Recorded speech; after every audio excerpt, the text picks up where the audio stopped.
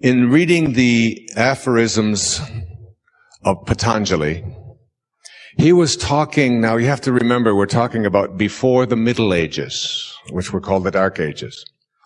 And here was Patanjali writing about the ability to be able to do absolutely miraculous things. The ability to be able to be in more than one place at the same time. The ability to be able to be in the presence of another human being and raise your energy to such a level that you could literally, by your presence alone, just heal that person. The ability to be able to transcend things like diseases. The ability to be able to have the gift of fish and loaves. To just live at such a level of consciousness that anything you placed your attention on instantaneously, you had the capacity and the power to be able to make that realization for you. The book is called How to Know God. Now, it's not called How to Know About God. It's not called How to Believe in God. It's called How to Know God. And How to Know God means making conscious contact with God. It's the only way you can know anything. So here are the 5 aphorisms. The first is called, "The central act of ignorance is false identification." The central act of ignorance is called false identification. What does Patanjali mean by false identification? And what does he mean by ignorance? Ignorance is not to be assumed to mean that you are uninformed. It means that you are identifying yourself as a human being with your body and your possessions and this material world. And the central act of that ignorance is the identification falsely with this world of the changing. But beyond the world of the changing is the changeless world. And once you start to identify yourself there and know that this is who you are, know it, like you're listening right now and you're watching, and the energy that is coming into you is coming through your eyes and ears and senses. And it is only your eyes and your ears and your senses that take this energy and twist it into something called evil or problems. It comes into your eyes, these energies, and into your ears, if it could be examined just before it hits your eyes, and just before it reaches your ears, and we could examine it very carefully, you would find that the scientists would say, no, there's no problems in that energy. There's no evil in that energy. Nope, it's just energy. It's just a frequency. It's vibrating at a certain speed.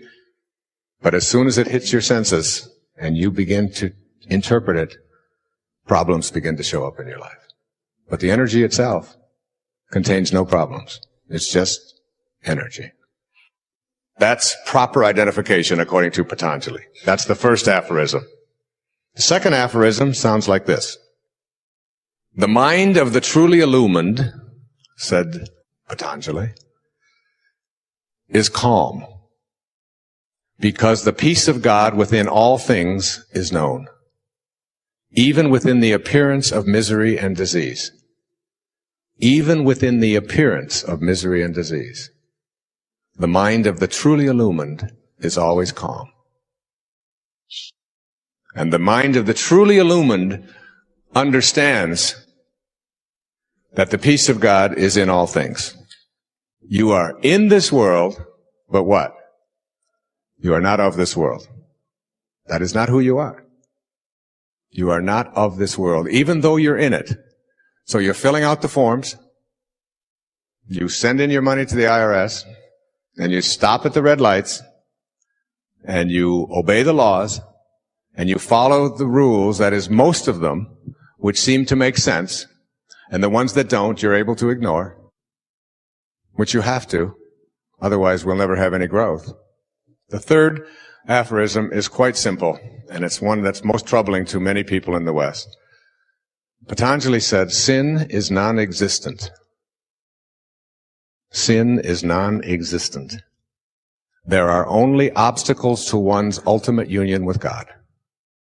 You do not sin when you behave toward another person in a harmful way, when you steal from another person, when you violate any of the commandments or whatever. You have not sinned. you have created an obstacle to your union with God. You see, the reason we don't want to put sin in there, according to Patanjali, is because it creates shame and guilt. Shame computes the absolute lowest in whether you're going to be strong or weak in your life.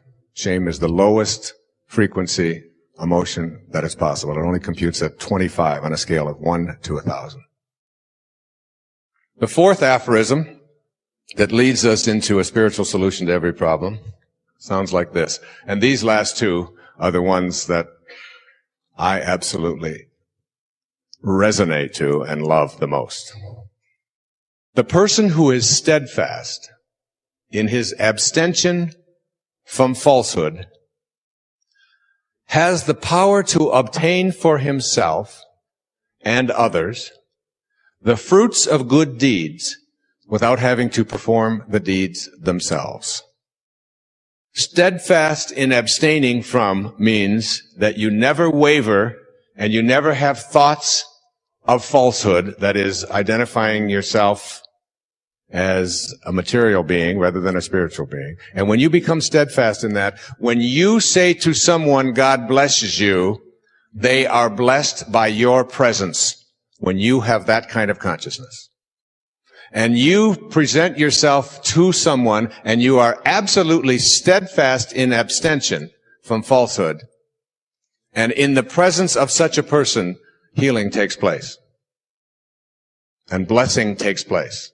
And the fifth aphorism, my favorite of all, says, when a person is steadfast in his abstention from harming others, then all living creatures will cease to feel enmity in his or her presence.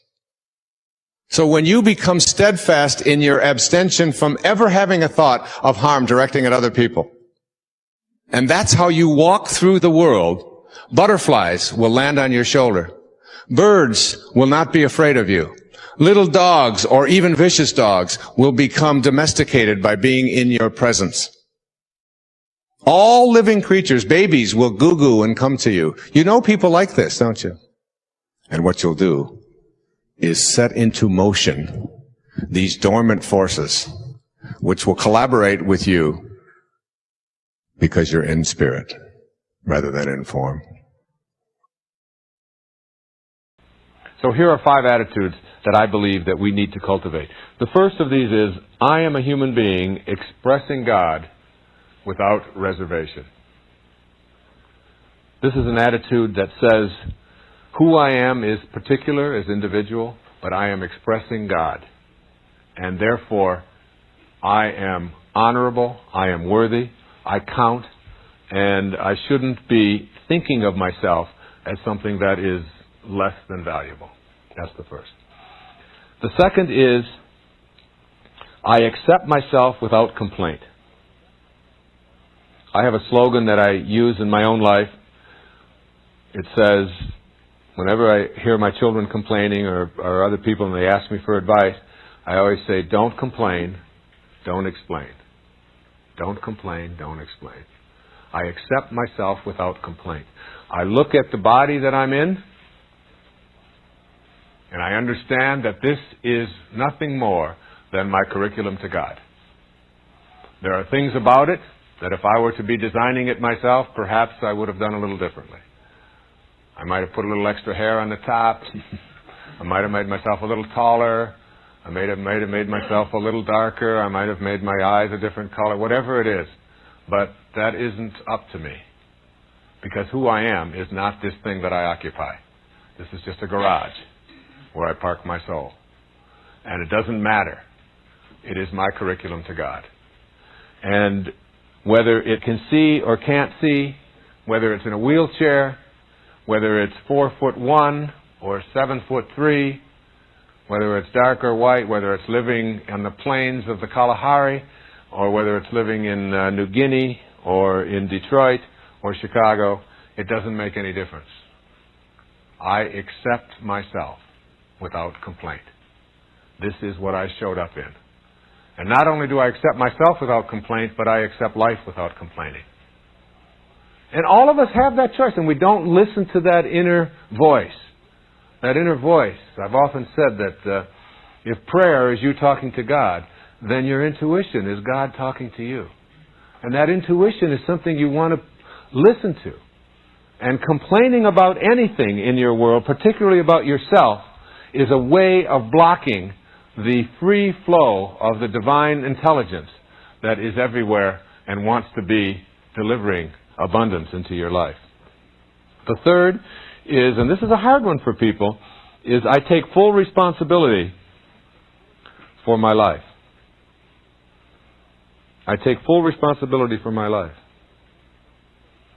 You see, if you are disconnected or feel disconnected from the divine source, you cannot manifest. The separation is what keeps you from connecting. You can't align yourself. Not taking responsibility for your life and anything in it. And I get letters from people who feel that I shouldn't be saying this because people who have illnesses that they can't do anything about, they don't want to have to take responsibility for them. Or people who have been victims of abuse and things like this, don't want to take responsibility for them. Taking responsibility doesn't mean that you feel guilty about anything that has come your way. It means that I have attracted this into my life in some way that I don't understand. It has showed up in my life. And it's my life. And I want to be able to ensure that these things don't show up anymore. And also I want to be able to send them out of my life. But I can't do it if I don't assume a kind of responsibility for them. No guilt. And the fourth one is, I take on no guilt. If to feel worthy, you don't take on guilt. Just taking on this sense of responsibility. If I get anything in my body, that if it's a hernia, if it's an ache, if it's a pain, if it were a cancer, if it were arthritis, if it's I can't sleep, if it's a cold, if it's a backache, if it's a headache, whatever it is, I am going to say, there's something in me that has attracted this.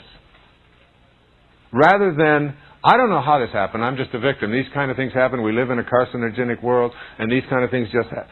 It's like the minute that you take responsibility for it, you connect to the divine source, which can heal it. The minute that you say, I had nothing to do with this, then you put that barrier up there, and you're disconnected from the healing of it. So I'm not talking, I want to re-emphasize, I'm not talking about feeling guilty about it. I'm talking about saying, it's here, I've experienced it, I can do something with it, I can either go back to that stage of being an athlete and being a warrior and say, it's all in my ego, or I can do something profound about it, which is to say I can teach and become a statesman and a spiritual being by teaching others how to avoid having this happen. It came to me for a reason. I don't have to understand it. But I take responsibility for it. No guilt. No abdicating the person who was responsible for it and saying, oh, it wasn't their fault. None of that. No removal of the punishment that the person deserves for that kind of conduct. None of that. Simply taking responsibility and saying, I now connect to whatever it is that's in my life. And I no longer am going to carry around the anguish and the guilt there, any place in my life. As soon as you do that, you honor your worthiness to receive the healing, to receive the abundance, to receive the love that might have been missing from your life. The fifth and final affirmation or attitude to create for ourselves a sense of being worthy is to have congruency in your life. Congruency. I understand the importance of harmony between my thoughts, my feelings, and my behaviors.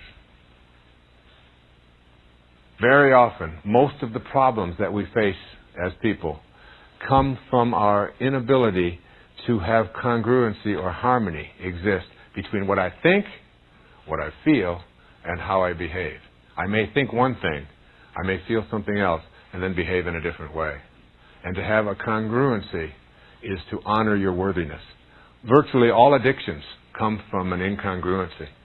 I have a thought about one thing, I feel something else, and then I behave in a different way.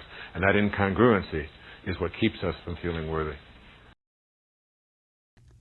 You want the truth of who you believe you are to mesh with what you're projecting outward. If this is unsuccessful, you're aware of it, even if you opt to ignore it. The imbalance surfaces in your daily interactions, showing up in feelings of being upset, out of sorts, confused, and often misunderstood. My intentions are good, so why is it that no one else sees it this way? And I try to be a good employee, a good father, a good citizen, and a good husband, but I always seem to be misconstrued or misjudged. This results in a continual state of frustration and even anger. You need to make a decision to realign yourself on an energetic basis to get the scales balanced between your idealized self and your realized self, as perceived by the majority of people in your life. Restoring the balance through realignment. When you balance the way you want to be with the way you're being received, there's a distinctly pleasurable feeling of being in harmony with life. It's not that you're seeking approval or groveling for respect or love. It's more that you're in the world in a way that's congruent with your inner desires to be the kind of person you are. You accomplish this by first noticing when you're feeling misperceived, then determining if your words and actions match the truth of your inner thoughts. This alignment check will eventually and almost automatically give you a reading that compares what you're projecting outwardly with what you're inwardly wanting to express. Let's take a look at some of these indices. This alignment check calls for self-honesty along with a willingness to experience radical humility in the process. 1. I am a loving human being. If you both desire and believe this to be true about yourself, then you're 2/3 of the way toward being in balance on this principle. Your desire to be a loving person and at the same time your truth that you are a loving person leaves only the third element, how others perceive you. Here are some ways of being that are counterproductive to being perceived as a loving human being and create an imbalance. Having a strong position of hatred toward anyone or any group of people, you're out of balance. Violence in any form, including aggressive verbal outbursts, you're out of balance. Support for weapons designed to produce megadeath explosions, you're out of balance. You enjoy being entertained by films portraying hatred and killing, you're out of balance. Verbally belittling others' beliefs and insisting that your beliefs are superior, you're out of balance. Let your thoughts of love become the driving force behind your unloving behaviors. This is true alignment. Begin looking at the world as a vast mirror reflecting back to you exactly what you are. If you truly are a loving human being, the world will look like a loving place to you, and this will be how you'll be perceived. You will have restored balance, and consequently, there will be no discrepancy between how you see yourself and what the world is reflecting back to you. If the world continues to look like an unloving and unlivable place, I urge you to keep examining the kind of energy that you're projecting outward. 2. I am a kind human being. You cannot be kind to me and unkind to your waiter and be in balance. When you persistently extend arrogance outward in the direction of other people, even if you feel justified in your actions, that's how you're perceived and defined. You need to know that you're not coming across as a balanced, kind person. You may indeed exemplify kindness in how you treat your children and your grandmother, and even all of the children and all of the grandmothers of the world. But if you honk your horn in a red-faced anger at a slow-driving grandmother who's taking her grandchildren to school, then you're way, way, way out of balance. If you see yourself as desirous of being a kind person, then consciously spend time daily aligning your thoughts with your desire. The universe will cooperate, bringing you more and more of that same kindness. 3. I am a joyful, happy human being. In this category, your feelings are the measurement you need to pay attention to. In fact, they require your undivided attention. Do you feel happy and content, or are you easily outraged over the misconduct of others? Does your joy turn quickly to despair when you read the newspapers or listen to the news? Do people around you really think that you're a happy camper in your daily life? Do you regularly hear others telling you to lighten up or chill out and stop letting yourself get so worked up? These are clues indicating the balance or imbalance between how you see yourself and what you project to others. The alignment check for this principle involves noticing your feelings and your ability to sustain them, along with feedback from people you trust. And 4, I am a non-judgmental human being. If you're truly non-judgmental, then it will be impossible for you to categorize or generalize individuals into groups such as old, Southern, uneducated, teeny boppers, belonging to red or blue states, conservatives, liberals, and so on. A stereotype is a judgment. You cannot be non-judgmental and be critical of the different ways people talk or eat or dress, socialize, dance, or anything else. If you believe that you're non-judgmental but admit that you have a tendency to generalize and criticize, then you're out of balance. You're due for a realignment so that your current thoughts and ultimately your behaviors will become a vibrational match to your inner self-portrait. Make a conscious decision to look for what is right and pleasing in others. Create a new habit of complimenting those around you. Decide that you're going to disregard stereotypes and refuse to engage in conversations that dwell on judging anyone. Turn judgments into blessings to restore the imbalance between how you want to be and how you're actually presenting yourself to the world. Rebalance this energy by sending a silent blessing to the person. On the non-judgmental side of the balance scale, think about how much love and support this person could use. I guarantee that you'll feel the difference internally and at the same time feel more compassionately connected to that individual. The energy of non-judgment is totally balanced as opposed to the energy of contempt, pity, or some other negative option. Become aware of all of your behaviors and feelings. Then attempt to determine if they match your vision of yourself and if that self-image is what others see. You'll immediately feel discord when you discover imbalance, and that's when you can choose to change habits to match your desires and restore equilibrium to your life. Whenever you're about to act, to do anything, if you have any conflict at all, you can ask yourself the question, is what I'm about to say, is what I'm about to do going to bring me peace, more peace in my life? Or is it going to bring a sense of turmoil? Is there going to be some struggle, some anxiety as a result of what I'm going to say or what I'm going to do? If the answer is peace, then it's your highest self. If the answer is turmoil, struggle, anxiety, stress, then the answer is your ego. So now you've identified, and now you know how to act. The way to act is with the way that will bring you peace. Even if it seems inconsistent, the way to act is the way that will bring you peace. The second thing to do is to start to learn to go beyond this restriction that you've experienced in the physical plane. The restrictions of the physical plane are many. Begin to say, I can transcend that. In your mind, begin to look at yourself as living in that physical plane, but that's not who you are. So figure out ways in your own consciousness to just get past all of these limitations that are a part of your body and your world. The third is, wherever you go, refuse to defend yourself to anyone or to anything on the earth plane. You don't have to defend yourself. You don't have to prove yourself. You can just quietly be an effective human being and not get yourself into that position where you're arguing with someone over the rightness of how you feel. Just let go of that. And the higher part of you is saying, I want peace. I want peace. It's always there. Keep that in mind. And finally, learn to surrender and to trust in that wisdom that created you. The act of surrendering is letting go, detaching yourself from all of the beliefs that you have that it's important for you to be right and it's important for you to prove other people wrong and all of these kinds of things that keep you sort of in that restriction. Once you surrender and once you let go, you find yourself a whole lot freer in your life. To understand that you have a higher self and to know it and be aware of it is one thing, but to trust in it is quite something else. And the ways to put this principle into practice are, first of all, to keep in mind that you cannot go to a higher ground if you're hanging on to a lower level.